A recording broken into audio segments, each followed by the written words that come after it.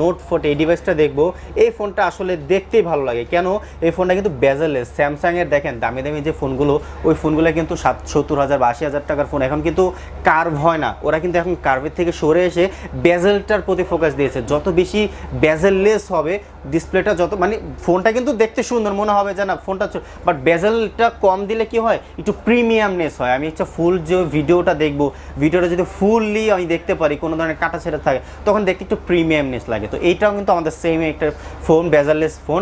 এই ফোনটাতে কিন্তু আপনি ওয়্যারলেস চার্জার পাচ্ছেন, এই যে দেখেন এখানে কিন্তু ওয়্যারলেস চার্জার আছে ভাই। এটার মধ্যে 15 ওয়াটের সুপার ফাস্ট চার্জার তো আছেই, মানে ফাস্ট চার্জার জন্য, চার্জিং করার জন্য।